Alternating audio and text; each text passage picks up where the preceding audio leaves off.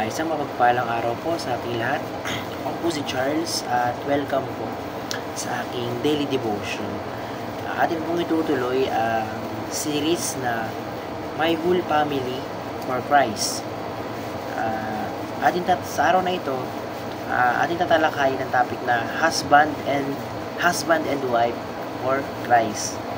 Sa talatang Ephesians chapter 5 verse 33, sabi rito, subalit ito ay para din sa inyo. Kayong mga lalaki, mahalin ninyo ang inyong asawa gaya ng inyong sarili.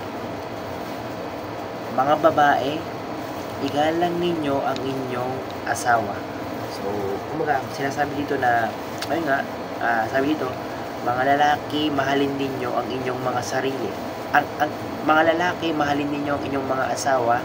Mga babae, igalang nyo ang inyong mga asawa.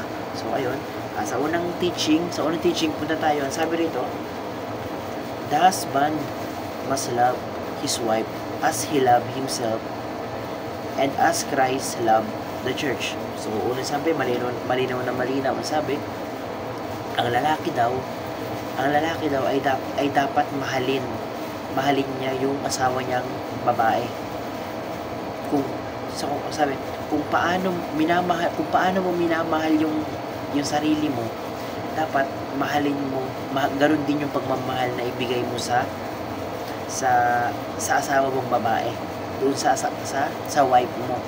So ayun, kung ikaw lalaki ka, mahal na mahal mo yung sarili mo, inaalagaan mo yung sarili mo, alagaan mo rin dapat yung babae mong asawa.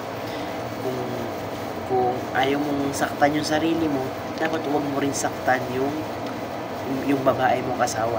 So yun, yung pinakang punto nito, na ikaw bilang lalaki, mahal mo sarili mo.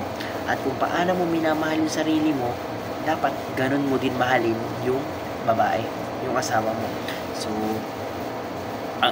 tapos meron pang kaduktong ang sabi, and as Christ loves the church. So, kumaga, sobrang meron tayong batayan.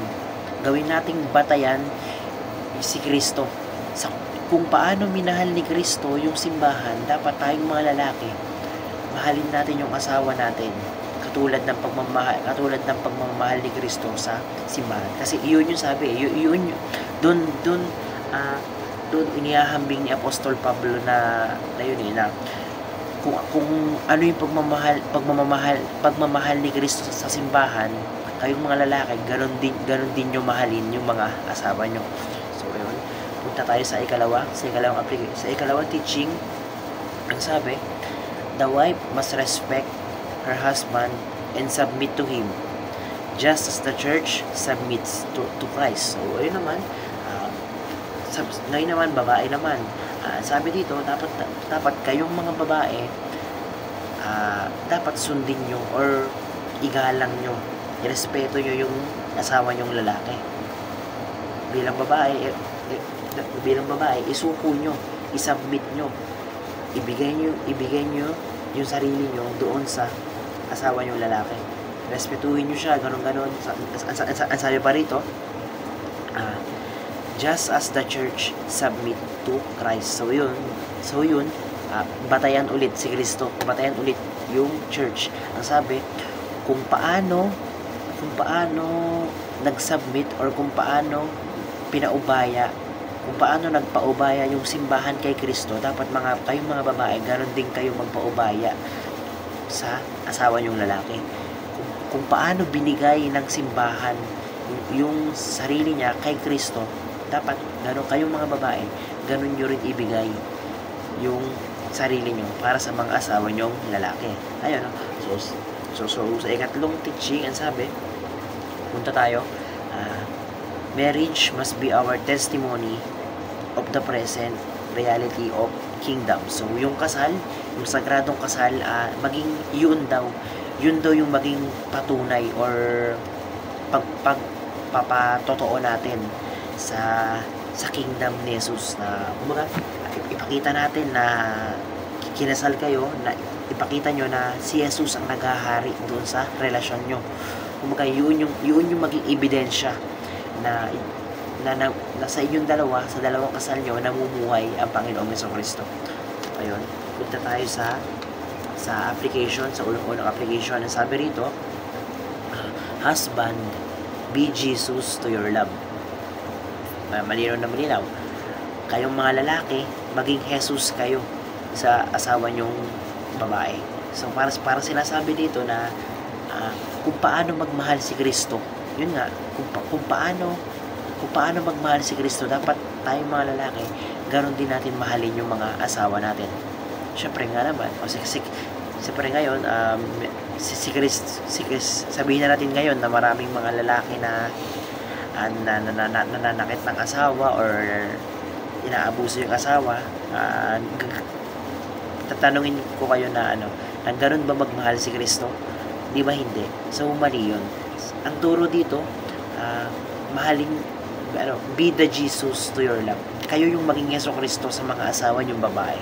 So, ayun, kung paano magmahal si Kristo, dapat ganun kayo. Alam naman natin siguro kung paano magmahal si Kristo, di ba? So, yun, si Kristo, hindi siya nananakit, hindi siya naniligaw, hindi niya sinasaktan yung ibang tao. So, gayon, gawin nating huwaran kung paano magmahal si Kristo, tapos i-apply natin yon sa mapapakasawa nating babae. So sa ikalawang application, ang sabi, wife, be the church to your husband. So ayun na nga, kayong mga babae, maging simbahan kayo sa inyong mga asawa. So sa kung paano nag-submit or sa kung paano ibinigay ng simbahan yung kanyang sarili kay Kristo, dapat kayo rin maging kayo rin maging babae, maging ganun kayo, maging ibigay niyo yung sarili niyo sa inyong mga asawa. So sabi sa ikatlong application, punta tayo. Ang sabi, together raise the standard of your relationship. So sabi dito, buo, together, kayong dalawa, pataasin niyo yung standard ng relasyon ninyo, ng inyong pagiging mag-asawa. So kumbaga, kayong dalawa, makita sa inyo na sa inyong dalawa, sa relasyon ninyo, sa kasal ninyo, nasa gitna si Kristo. Nang sa ganun, may taas nyo yung standard ng pagsasama nyo. Siyempre nga naman, totoo nga naman, na kapag ang dalawang tao, kapag ang dalawang mag-asawa, kumbaga, tinuturing nilang si Jesus ang sentro ng pamamahala nila, ay talaga nga namang tataas yung standard nila, no?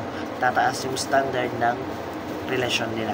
So ayun, yun lang, ang pinakang point lang nito is tayong mga lalaki ay dapat mahalin natin yung mga asawa natin.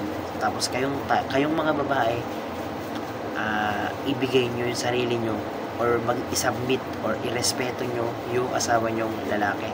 So sa mga lalaki, makinig kung paano nyo minamahal yung sarili nyo or sa kung paano minahal ni Kristo yung simbahan, dapat ganun nyo mahalin yung asawa nyo.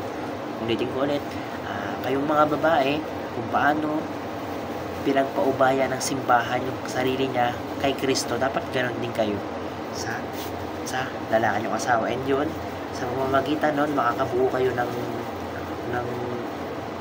mataas na standard or perfectong, hindi naman sa perfecto, kung makakabuo kayo ng magandang pamilya or magandang pagsasama kapag nasa gitna nyo si Kristo. So ayun lang, napakarami kong natutunan and realization sa araw na ito. Glory to God. Thank you.